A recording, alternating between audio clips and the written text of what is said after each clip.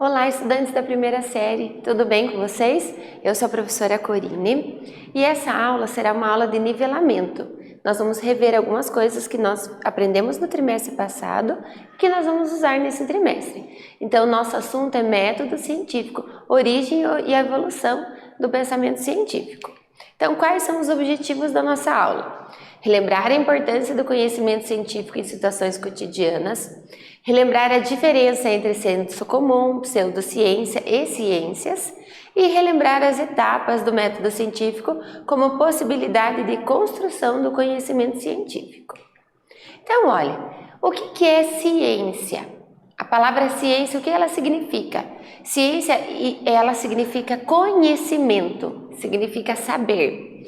Então, ela é uma construção humana, desde que o homem passou a fazer as coisas para o seu próprio bem, construir cabanas, uma moradia, algo para melhorar a vida deles, né? A nossa vida, se faz ciência, porque se descobrem coisas que vão favorecer e facilitar a vida cotidiana. Então, olha, ela envolve métodos para interpretar o mundo, articula teorias, né, prevê fenômenos, em geral partindo de pressupostos teóricos. Então, a ciência, ela é uma construção humana, vem desde que o homem entendeu o seu papel e ele faz sempre para melhorar a qualidade de vida. E o que é saber científico? Olha, o saber científico, será que é uma coisa estática? A humanidade descobriu isso e vai ser assim para sempre. O que vocês acham? Não, né? O saber científico não é estático. Olha, ele envolve perguntas, dúvidas, né? Checagem de fatos, porque às vezes você descobre uma coisa, mas durante a tua descoberta houve um fator de interferência. E aí o que acontece? Aquele fator determinou o resultado final do que você estava descobrindo. E aí um outro cientista, uma outra pessoa vai testar e vai falar, poxa, mas o meu não deu o mesmo resultado, por que será? E aí eles vão fazer a checagem, por isso que ele tem checagem, objetos, ideias. Não é um conhecimento definitivo e imutável. Muitas coisas que eram conhecidas como verdade há um tempo atrás, hoje sabe-se que não funciona daquele jeito, não era bem assim. Por quê? Porque nós sempre estamos tendo novas ideias, né, novos objetivos. Por isso que ele também não é definitivo, nem imutável. E usa uma linguagem específica. Observe a tirinha aqui, olha. Primeiro, o personagem está vendo o quê? Um ponto de exclamação. O que diz um ponto de exclamação? Ela é uma afirmação. Então, quando tem uma frase com ponto de exclamação, está afirmando algo. A ciência é alguma coisa que é afirmada? Que é assim, pronto? Não, né? Olha o que ele faz lá. Ele vai lá, entorta e coloca um ponto de interrogação. E aí ele fala bem melhor. Por quê? Porque sempre o homem está questionando, está olhando, está revendo fatos. Surgem às vezes novas técnicas e aí eles vão testar novamente a partir das técnicas de aparelhos mais modernos. E aí eles vão falar, poxa, isso aqui não era assim, agora é dessa forma. Um exemplo bem clássico que nós temos é o átomo. O átomo, quando foi descoberto, ele era uma única massa indivisível. Com o passar do tempo e a tecnologia foi avançando, hoje nós temos um átomo, né, que tem o seu próton, os nêutrons, os elétrons na eletrosfera. Então, sempre estamos descobrindo coisas novas.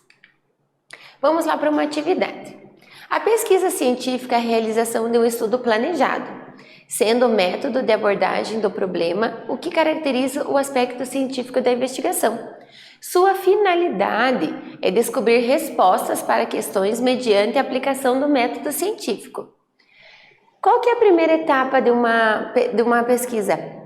Como é uma aula de nivelamento e vocês já tiveram essa aula durante o trimestre, eu tenho certeza que vocês vão saber responder. Olha lá, qual que é a primeira etapa? O que leva alguém a pesquisar? Vou dar um tempinho para vocês pensarem e eu já volto.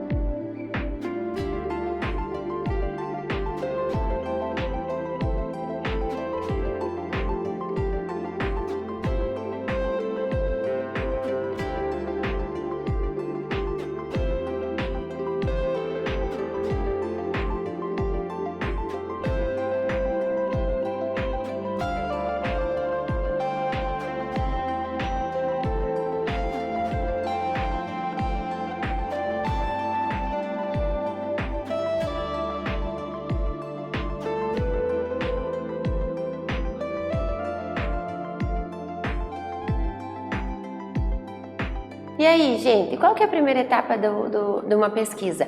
O que leva alguém a pesquisar alguma coisa?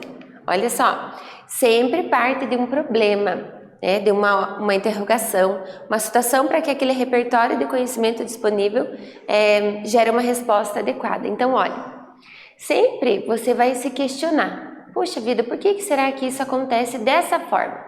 Então, a primeira etapa da pesquisa é a observação, é o questionamento, é um ponto de interrogação. A partir desse momento que alguém vai parar, vai estudar, vai ler, vai fazer testes para saber, né, o porquê daquilo. Então, olha, a ciência moderna soma rupturas. A ciência moderna é o estabelecimento do quê? De métodos. Por que métodos? Lembra que eu falei que lá no comecinho da aula que a ciência ela é feita por etapas? Então, existem todas as etapas de um método científico para gerar um conhecimento. O que são essas etapas? Quais são esses métodos? Existem vários exemplos de método científico, pode ser o indutivo, o dedutivo, o empírico, racionalista. Então, dependendo da pesquisa que você vai realizar, você vai usar um dos métodos. O indutivo, ele vai induzir uma resposta, eu acho que é assim por causa desse jeito. Então, você vai usar todas as etapas desse método indutivo. O dedutivo tem toda a etapa. Então, quando você for pesquisar, né, que vocês forem os cientistas, vocês vão sempre escolher um dos métodos para aquele tipo de resposta que você está procurando. Olha, os cientistas, eles não são aqueles gênios que ficam atrás de uma mesa, sentado ou no laboratório, geralmente todo bagunçado, cheio de poções atrás, uma pessoa já de meia idade, com cabelo branco, né? Um cientista não é uma pessoa assim. A gente tem essa ideia, quando a gente pensa em cientista, a gente tem essa ideia porque a gente já lembra do Albert Einstein. Mas um cientista, ele é uma pessoa comum, não é aquele gênio que tem aquela cara até de maluco. Não, um cientista pode ser uma pessoa pode ser uma mulher, tem várias cientistas mulheres, e elas são mães, são esposas, donas de casa, e quando eles vão ao trabalho, eles vão fazer a pesquisa, vão produzir conhecimento. Então, um cientista não é aquele que fica só no laboratório, né? Ele não é aquele gênio que fica trancado lá. Não, ele é uma pessoa comum, que tem uma vida fora do seu local do trabalho, porque o trabalho dele é o estudo, né? E aqueles momentos assim geniais, aquela ideia genial que respondeu todas as questões, aquilo geralmente não existe mais em filmes. Mas para que um cientista consiga elucidar uma questão, geralmente ele vem assim, puxa, olha, é assim que acontece, é exatamente por isso. Para isso acontecer, ele tem que ter muito estudo antes, ele tem que ter parado, ele tem que ter pensado, ele tem que ter lido, discutido, conversado ou lido outras fontes que não seja só da área dele, por exemplo, na área da biologia, né? Ele vai conversar com pessoas da área da física, da área da química, da área da geografia, para daí, de repente, tudo fazer sentido. Então, esses momentos de esclarecimento, esse momento eureka, é o momento genial, ele existe, mas ele vem de uma longa pesquisa. Não é do nada que as coisas saem, né, para nossa cabeça. E aqui eu tenho imagens da família Curie. Então, tem o Pierre Curie, a Marie Curie e a filha dele, os filhos, né? Eles têm uma história na ciência. A Marie foi a primeira mulher a ganhar o Nobel, né, em 2 áreas. E na época da guerra, ela inventou aparelhos de raio-x, e eles começaram a fazer raio-x nos soldados para fazer uma cirurgia, não mais às cegas, né? Eles sabiam onde estava o problema. Eles fizeram um carro, né? Adaptaram um carro para levar esse raio-x. E a filha dela, a Irene, saía fizeram treinamentos com soldados, com militares. Então é aqui uma família de cientistas. Mas quando eles estavam em casa, provavelmente a vida deles eram normais, né? Como um dia a dia de uma família. A gente tem que tomar muito cuidado hoje em dia com as pseudociências. Por quê? O que é pseudociência, professora? Pseudo significa falso. Ciência é o conhecimento. Então, falso conhecimento, falso saber. Mas por que, professora?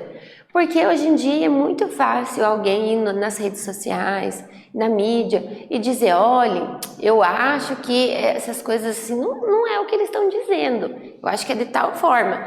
E muitas vezes as pessoas tomam aquilo como verdade, acreditam naquela pessoa, né? E vai se espalhando essa pseudociência, né? E a gente tem que tomar muito cuidado com algumas palavras, né? Se você está conversando com alguém, a pessoa, eu acho que, não, isso que eles falaram não dá certo, eu acho que funciona desse jeito. Quando ela vier com essa coisa, você, mas você testou? Qual foi o artigo que você leu? Onde que você pesquisou para você achar isso, né? Então a gente sempre tem que prestar atenção. Olha, cientificamente testado que isso funciona. Tá, mas foi testado por quem? Qual ciência? Qual a fonte desse conhecimento? Quem testou? Você sabe o nome das pessoas? Porque os cientistas, quando eles publicam algo, geralmente tem uma universidade, uma instituição, algo que vai lhe dizer, olha, nós somos um instituto confiável. Você pode acreditar naquilo que a gente está dizendo, né? Então, você tem que pesquisar de onde que vem essa fonte, cientificamente testada por quem? Ou então, gente, olha, isso aqui aconteceu comigo, aconteceu com a minha tia, com meu pai. Tá, mas daí só porque aconteceu com vocês, vai acontecer com todo mundo? Né? E segundo cientistas, qual o nome, né? Qual instituição que ele pertence? Então a gente sempre tem que tomar cuidado com isso. Por que, professora, que a gente tem que tomar cuidado? Porque às vezes a gente espalha aquele conhecimento falso, essa pseudociência, e aí vai prejudicar a vida de muita gente. A ciência, ela vem para melhorar a vida, não para dificultar. E essas pseudociências fazem o contrário, eles acabam dificultando a vida. E o método científico, o que é o método científico? É um conjunto de regras básicas de procedimentos que produzem o conhecimento científico. Pode produzir um novo conhecimento, uma correção, uma atualização dos conhecimentos existentes. Então, quando um cientista vai lá e publica um conhecimento, ele foi lá e descobriu alguma coisa nova, testou, e ele vai lá publicar, vai ter que ser uma fonte confiável. Outra coisa, para isso ter acontecido, ele passou por várias etapas do método científico, que é o que nós vamos ver agora, olha. Observação. Então, a primeira coisa é observar o fenômeno. Poxa vida, olha o que está acontecendo, né? Como será que isso funciona? A partir da observação, você vai formular hipóteses. Olha, eu acho que isso é porque aconteceu tal coisa, ou isso é influência da temperatura, né? Então, eles vão fazer hipóteses. Eles vão experimentar, vão testar essas hipóteses. E aí, ela pode ser verdadeira ou pode ser falsa, mas vai produzir um conhecimento científico, né? Vai ter uma conclusão. Por que é importante passar por essas etapas? Porque se um outro cientista de um outro local for testar, ele tem que chegar à mesma conclusão. Então, ele vai seguir o passo a passo que você fez para chegar à conclusão. Então, é muito importante que se siga todas essas etapas, né? Vamos lá para uma atividade 2. Os passos principais do método científico incluem observação, formulação de hipóteses, parte experimental e as conclusões. No entanto, outras partes podem ser incorporadas ao desenvolvimento de uma pesquisa, como controles, variáveis e dados. Qual que é a importância de seguir todos esses passos? Vou dar um tempinho para vocês pensarem e eu já volto com a resposta.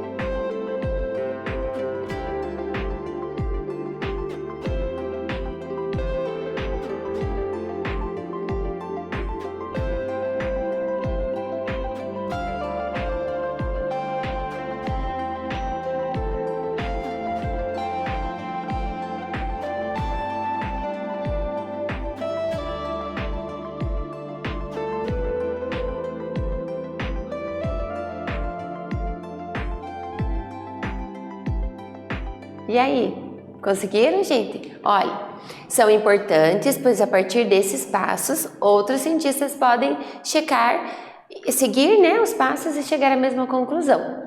Isso é muito importante. Geralmente, a ciência se faz aos pares. Então, por quê? Eu tenho um grupo que faz esse teste e quando ele chega num resultado, dependendo se for um conhecimento novo que vai impactar muito a vida, essa pesquisa ela é repetida por outros cientistas de outros lugares, pode ser até de países diferentes. Ele vai seguir o mesmo passo a passo que aquele primeiro grupo fez e eles têm que chegar à mesma conclusão. Então, ela dá veracidade à tua descoberta, né? Porque, olha, eu fiz uma coisa desse jeito. Ah, então tá bom, você chegou a esse resultado? Então vamos ver. Um outro grupo vai seguir o mesmo passo a passo, vai falar, puxa vida, olha, deu certo isso mesmo. Aí, se não der certo, o que acontece? Um outro grupo vai seguir o mesmo passo a passo, ver se de repente foi esse número 2 que se equivocou, ou esse foi esse primeiro. Então sempre vai ter essas checagens, sempre vão ter esses outros cientistas para testar, né, aquele novo conhecimento científico. Porque o conhecimento científico, a pesquisa, né, ela tem a função de melhorar a nossa vida. Então ela tem que ser uma coisa que realmente funcione, que seja fatos, né, observáveis e que seja realmente aquilo, para não ser uma falsa ciência, né, a pseudociência. Olha, os tipos e aplicações do método científico vão variar conforme o tipo de ciência. Então, existem várias áreas. Geralmente a gente pensa na ciência na área da física, da química e da biologia. Então, eles que são os cientistas. Mas não, existe o cientista político. Ele estuda a política de um país, de um local, e ele vai estar junto, geralmente, né, aos governantes, para falar, olha, segundo os estudos,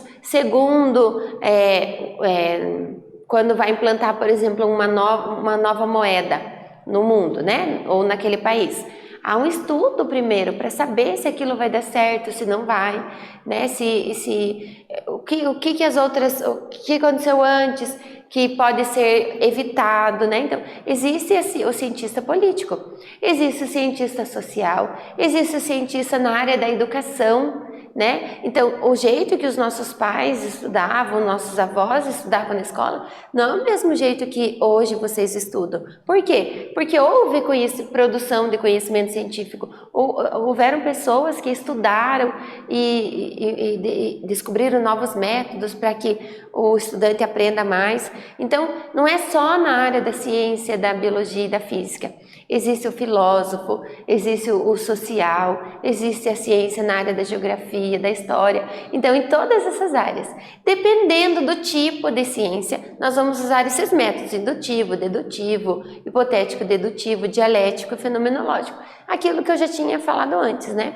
Então, dependendo do que você vai pesquisar, se você um dia for um pesquisador, você vai saber qual desses métodos que você vai usar para a tua pesquisa. Hoje é mais assim para vocês conhecerem que existem vários tipos de métodos científicos. Um exemplo bem clássico que nós temos de ciência, produção do conhecimento, é a teoria da evolução. O homem sempre tentou explicar como que a vida surgiu, como que eu tenho essa diversidade de seres vivos, né? Como que o humano ficou tão diferente de uma girafa, por exemplo, né? Então, a gente sempre foi se questionando. A partir desses questionamentos, houveram pessoas que pararam, pesquisaram, fizeram hipóteses, né? E foi se construindo ao longo do tempo a teoria da evolução. Com certeza, o que nós conhecemos hoje da teoria da evolução não é a mesma coisa que lá nos anos 1000, por exemplo, se tinha como conhecimento científico. A gente viu também durante esse trimestre como que a vida surgiu, quais as hipóteses. Acreditava-se durante muito tempo que a vida surgia do nada, né? Que a partir da matéria bruta a vida surgia, a teoria da espontaneidade, né? E hoje em dia a gente sabe que não, a vida ela vem de um outro ser que já existia, né? Então tudo isso foi mudando ao longo do tempo. Pode ser que daqui a 1000 anos alguém olhe para nós e fala, nossa, acredita que eles acreditavam nisso? Né? Mas hoje o que nós temos assim, a partir das hipóteses, de vários testes, vários cientistas, né? Nós temos toda a formulação da teoria da evolução. Né? Muitos cientistas. E não é só na área da biologia, é na área da física, da química, da geologia, da filosofia. Existem as pessoas que vão estudar especificamente o homem, né? Como que se deu toda a adaptação. Então, ela é considerada um eixo transversal. Todas as áreas, né, de conhecimento, elas estão aqui e foram produzindo conhecimento para a gente ter a teoria da evolução como nós conhecemos hoje. O que nós vimos nessa aula? Nós vimos o conceito geral sobre ciência, nós vimos também exemplos, né, e algumas etapas do método científico e o cuidado que nós devemos ter com as pseudociências. Eu espero que vocês tenham gostado. Até breve!